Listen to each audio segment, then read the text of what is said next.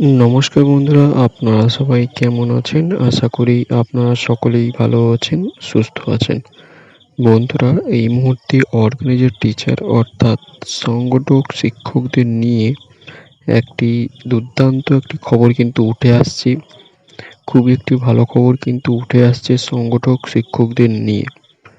খবরটি কিন্তু এই ভিডিওটির মাধ্যমে কিন্তু আপনাদের সাথে আমি বলতে চলেছি। অবশ্যই আপনারা এই ভিডিওটিকে শেষ পর্যন্ত দেখুন, তাহলে কিন্তু বিস্তারিত জেনে নেবেন সংগঠক শিক্ষক অর্থাৎ ওআরজিদের নিয়ে কি গুরুত্বপূর্ণ খবর উঠে আসছে। বন্ধুরা, আপনারা যদি আমাদের এই চ্যানেলে নতুন দর্শক হয়ে থাকেন, অবশ্যই চ্যানেলটিকে সাবস্ক্রাইব করে রাখবেন অর্গানাইজার টিচার সংক্রান্ত এবং চাকরি সংক্রান্ত সমস্ত রকম আপডেট এবং খবরাখবরগুলি পাওয়ার জন্য।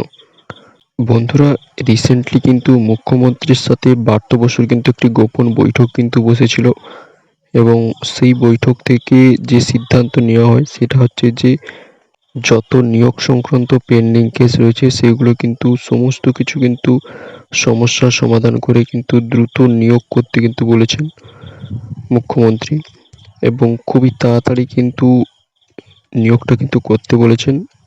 আপনারা জানেন প্রাথমিকে কিন্তু বহু নিয়োগ কিন্তু থমকে রয়েছে এবং তাদের মধ্যে কিন্তু অর্গানাইজার টিচারদের নিয়োগও কিন্তু পেন্ডিং অবস্থায় রয়েছে।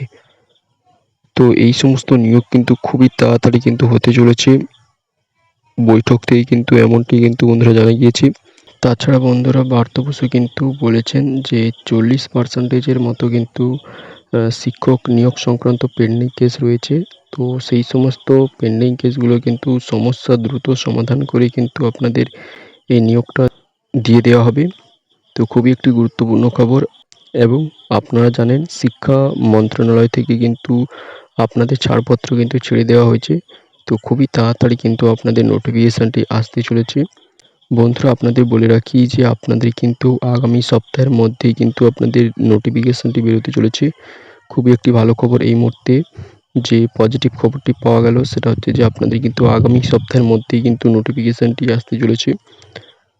তো এই ছিল বন্ধুরা সংগঠক শিক্ষকদের জন্য গুরুত্বপূর্ণ খবর। ভবিষ্যতে যদি আরও কোনো আপডেট পাই অবশ্যই কিন্তু জানিয়ে দেওয়ার চেষ্টা করব।